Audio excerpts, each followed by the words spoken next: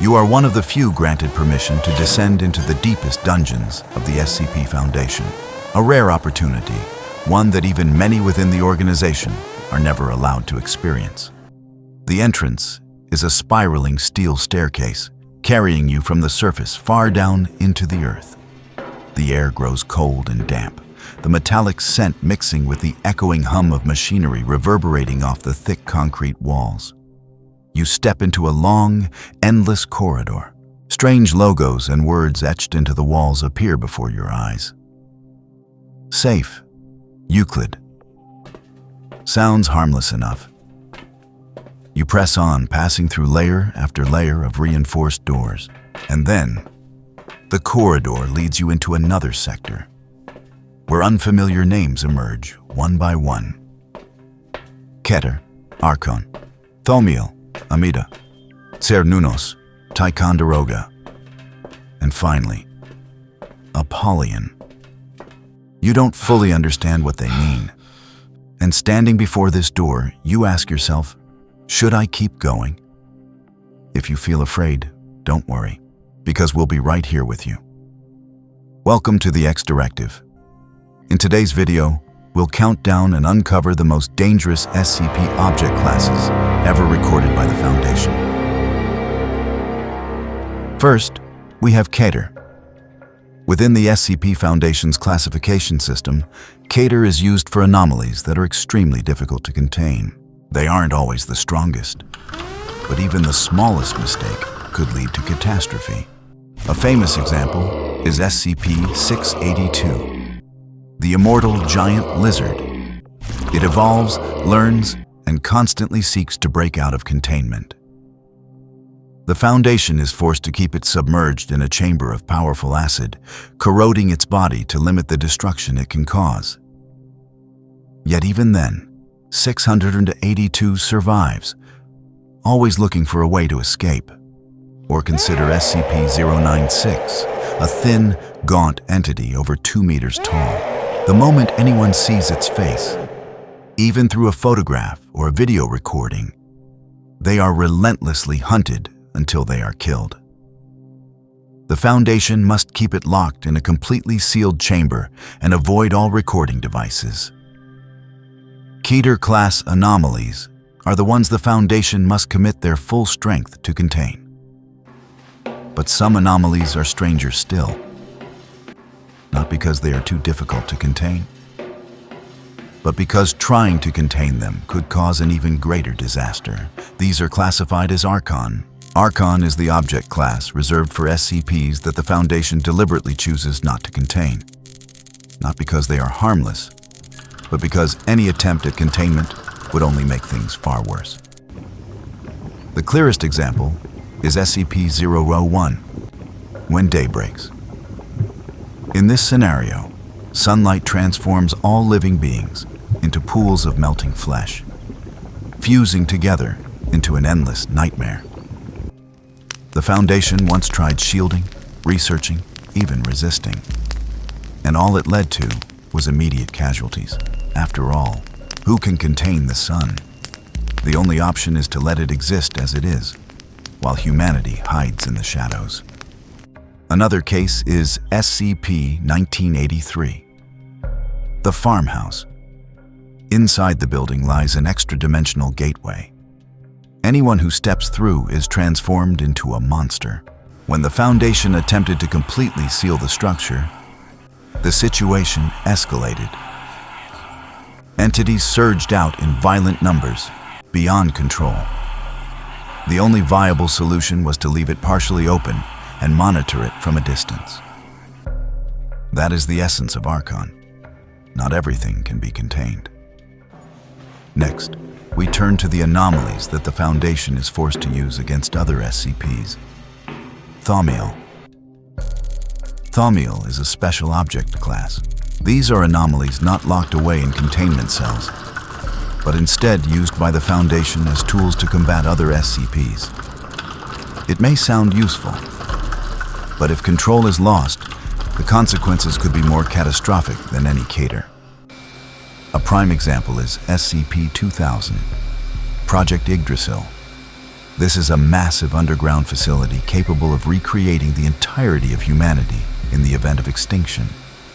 It is regarded as the ultimate contingency plan. But it also means the Foundation holds the power to restart the world. Another is SCP-3000.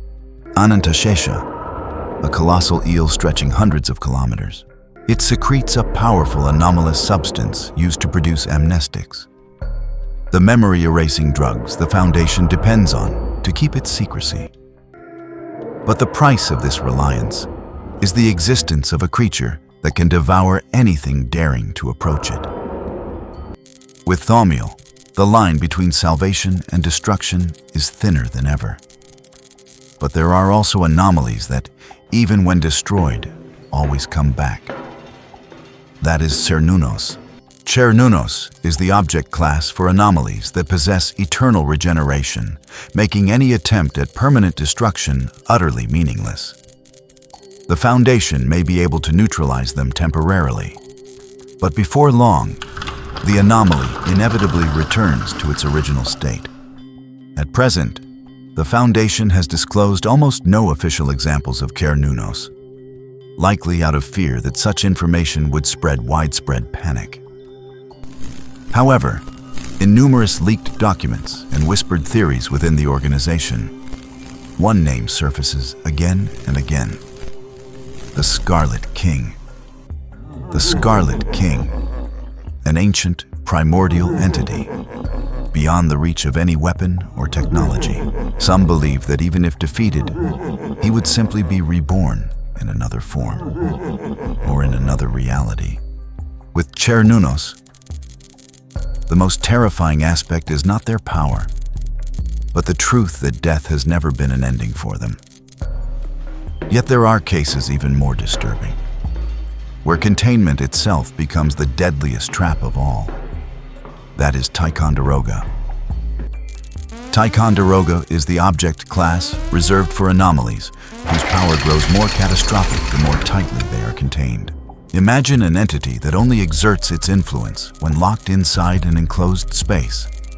The stronger the containment walls, the more its anomaly seeps through steel barriers, through power systems, until it cripples the entire site from within. Left to exist freely in the open environment, however, it is almost harmless. In leaked documents, the name most often tied to this class is SCP-1730. It was once a research facility built to contain an anomaly, but in time, the facility itself became the disaster. The anomaly spread throughout the structure, consuming the site from the inside out. That is why the name Ticonderoga appears only in leaked records, never in any officially published files. Next is Amida, the class reserved for anomalies capable of causing permanent death with no possibility of recovery. In most scenarios, the Foundation always has contingency plans. Reviving personnel with advanced technology, restoring memories through neural backups, or even repopulating humanity using projects like SCP-2000. But with Amida, all of these measures are meaningless. Once death occurs, it is absolute, a final end. There are rumors linking this class to SCP-1440, the Old Man from Nowhere. Wherever this man sets foot, death and disaster follow in overwhelming waves. The Foundation has attempted interventions, but all were in vain, and those who die in his presence can never be brought back. It may seem impossible that anything could surpass Amida. But there is one final class, far more terrifying still: Apollyon.